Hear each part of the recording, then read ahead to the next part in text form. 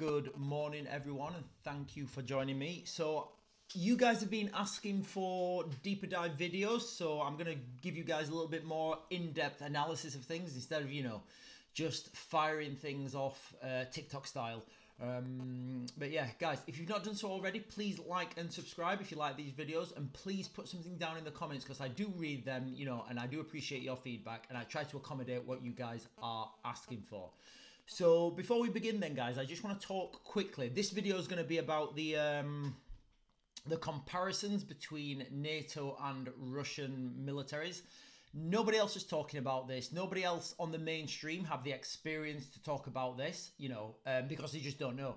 What they're talking about on mainstream is they're going on paperwork. And what I'm going to discuss in this video is the reality of the training, the structures, and how corruption affects the Russian military, and how, red tape is affecting NATO and the Western military, and how those, and how those two forces add up, and who ultimately would win in a conflict. And again, a conflict's a broad spectrum. What do we actually mean by a conflict? Anyway, so what I want to do quickly, guys, I want to just quickly, real quick, talk about, just mention the election results that were last night. And I know that's totally off topic, but I think it's notable at the moment because we are looking like we're heading into a war. That's what most people are saying. I'm saying we're already in it, and I'm saying that this month is going to be absolutely key. I've said the 17th of May, that weekend. Go check my other videos out on that. But as it's looking at the moment, Labour, this is the regional elections for councillors. Labour are up 173 seats. Conservatives are down, wait for this, 448 seats. So they've lost 448 councillors. Guys, that is catastrophic.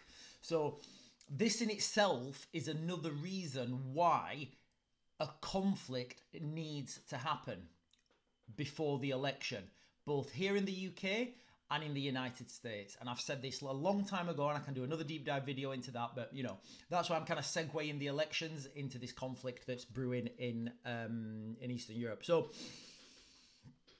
NATO versus Russia. So everybody, all over the TV, people are comparing tanks and, manpower and all this. And it doesn't really matter, because at the end of the day, this boils down to people on the ground being able to, operate that equipment and to be able to move forwards and to be able to have a command structure. Now, let's talk about the Russian command structure and the Russian, how the Russians are operated. So the Russians operate basically a socialist system where they just push people into this and they give them limited training. So, for example, a section of Russians, their commander would be at the rear. The commander would be at the rear because they say, yes, of course, I am the man with all the experience. I'm most important guy. I need to be at the rear so I can see everything. Which is fine. That's their tactics. That's how they work. And that is absolutely fine. Now, the problem with that is you can't lead from the back. Kind of the name gives it away, lead. So what happens there is when you're fighting, the time it takes for those messages, say you've got some guys on a road, and it's easy to visualize a road. Say you've got some guys, some private soldiers up on a road, and they see something. The time it takes to relay that message back to their commander at the rear is going to be a long time. By a long time, I mean a few minutes, which when you're fighting, it is a long time. Then that commander has to formulate his plan. He has to understand, and he has to take, for what those private soldiers are saying, he has to take that as gospel and understand what they're trying to communicate to him. So straight away, there's problems. Then that Russian commander has to formulate his plan, what to do, how to move, what's going to happen. And then he has to push that message back forwards again. This all takes time, guys, okay? Now, on the other side of the spectrum, NATO forces, and guys, I can only speak for Parachute Regiment here because, they're the people who taught me everything about, tactics. NATO forces, they have the leaders at the front. So the NATO leaders at the front would be seeing things. And again, NATO will be saying, yeah, the guy at the front needs to have all the experience and all the knowledge so he can understand what's happening on the ground and he can formulate his plan there and then. and then he can relay that and put it into action straight away. So the NATO guys in the same situation, their commander would be barking command orders straight away from that incident. So you see the two comparisons now. The Russians straight away take too long to do that. You know, the time it takes for a Russian, a Soviet, Eastern Bloc military to do that, it's just a phenomenal amount of time. It takes so long, you're like, wow, what's happening? Now, if you think with time, guys, I always teach my guy when I'm teaching tactics, I always teach my guys, I say, right, how many magazines are you carrying? A magazine of ammunition. Okay, you're carrying 10 magazines. All right, 30 rounds in each magazine. Yeah, you can argue put 28 in or whatever, but that's by the by. Okay, so each magazine on rapid fire will equate to 1 minute. So each person is carrying 10 minutes of ammunition.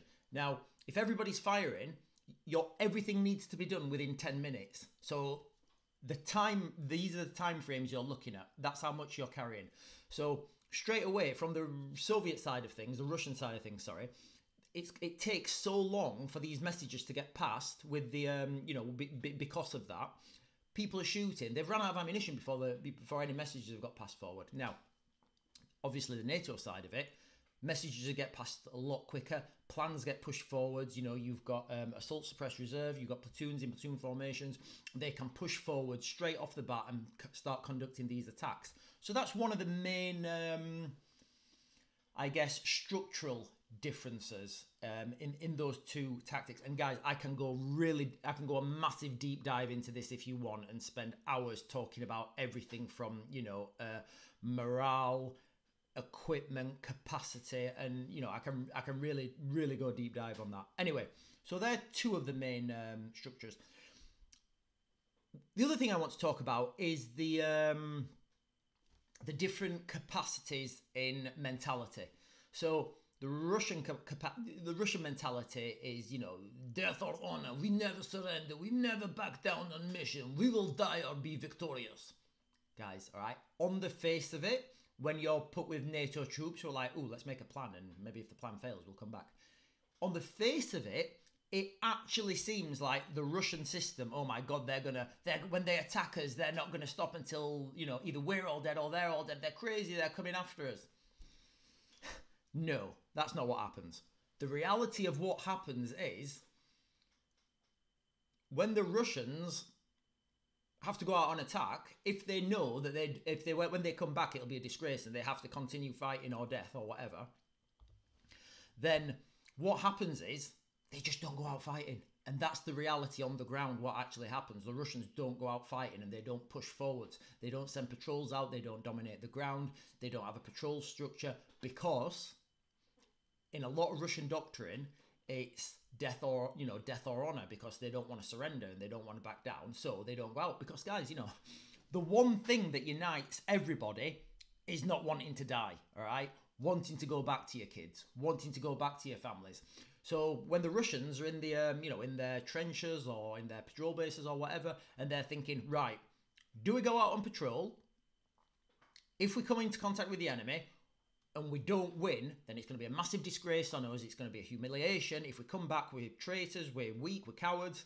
If we push forwards, we could all die. So there's no incentive for the Russians to go out, dominate the ground, restrict enemy movements. It just doesn't happen. Now, the NATO side of things, and this is what should be happening, guys, all right? I don't know if this does happen. It certainly happened when I was in the military. I was in a good unit. I couldn't speak for any other units.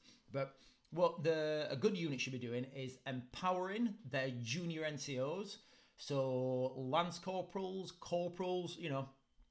and say, hey, listen, Corporal Jones, I want you to plan a fighting patrol in this area, okay? Make sure you've got a good exit strategy. Make sure you've got a good patrol route and make sure you bring all your guys back. Fine. In that patrol report, Corporal Jones will say, right, if we come under excessive enemy fire from the western flank, then we'll retreat. Fine.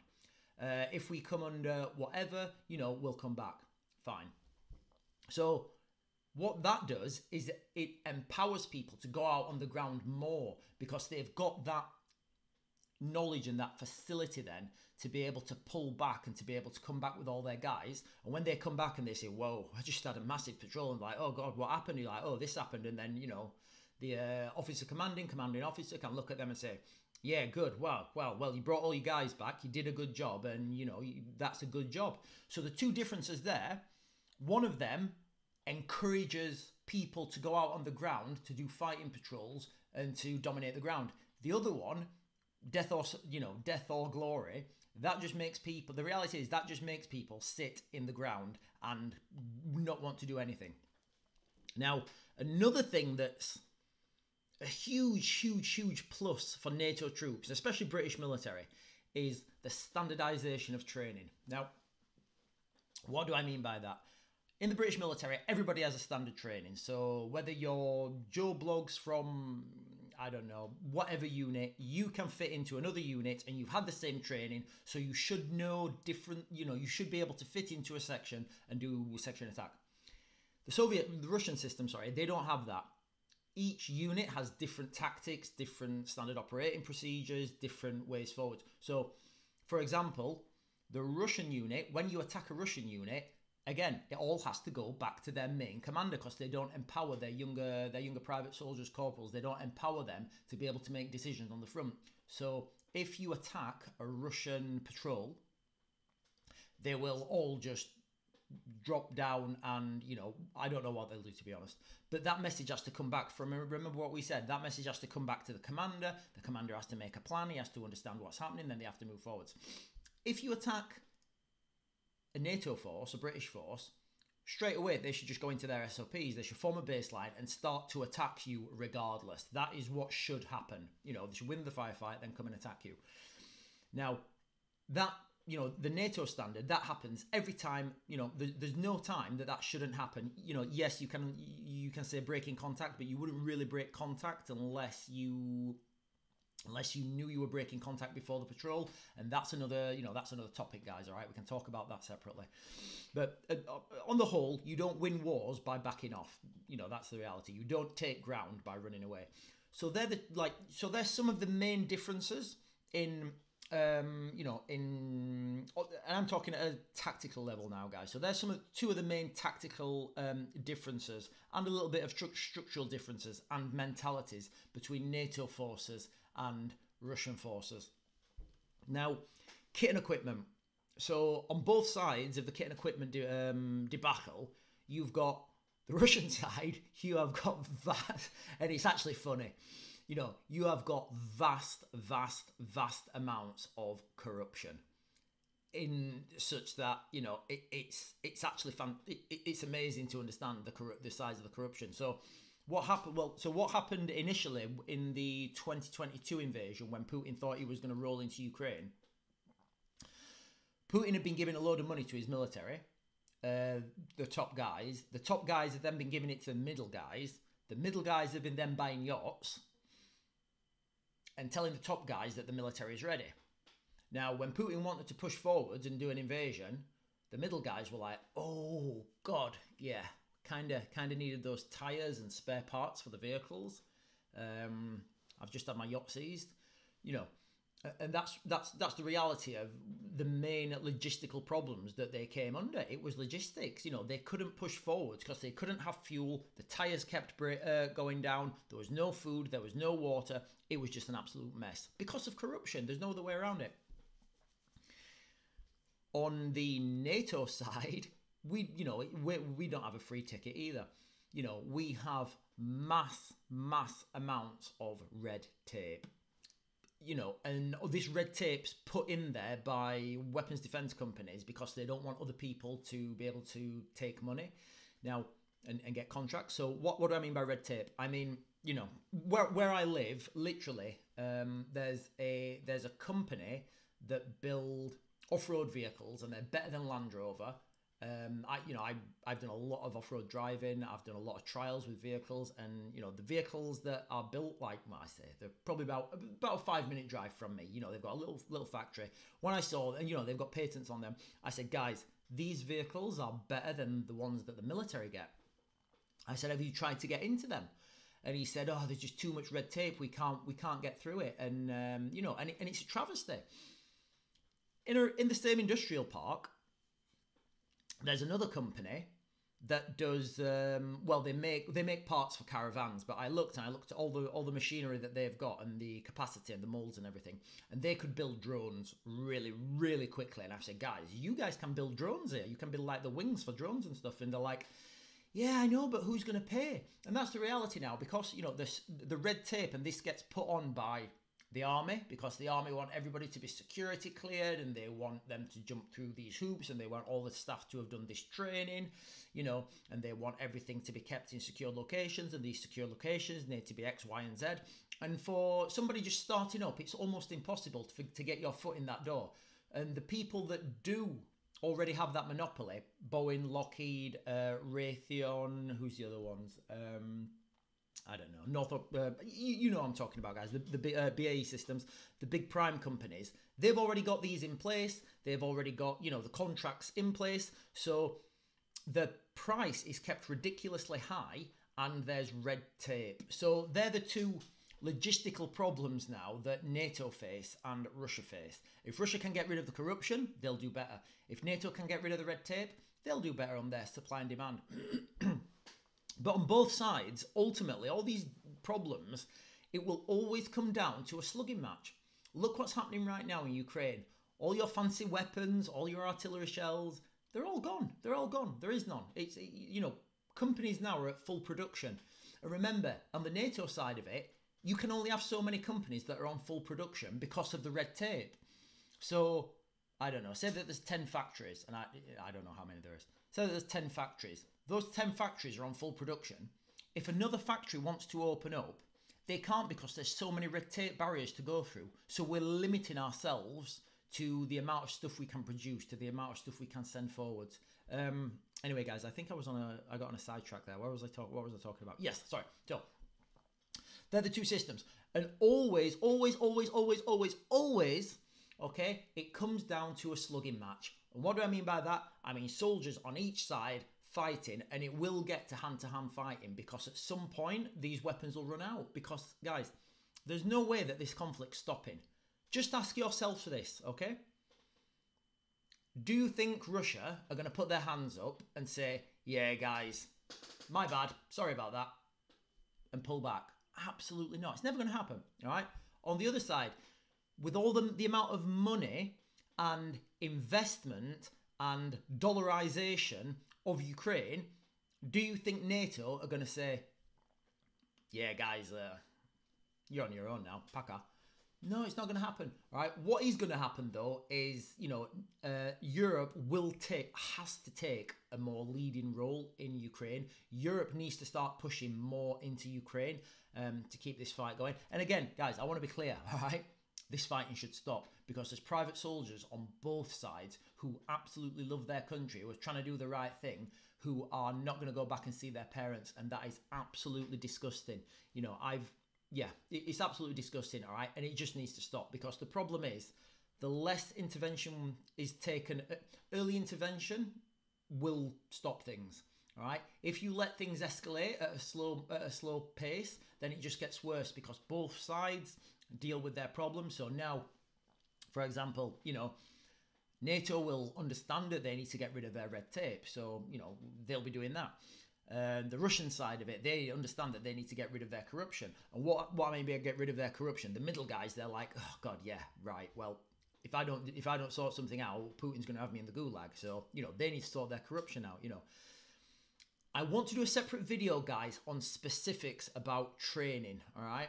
And how you can't just throw humans at a conflict and expect any different outcome, all right?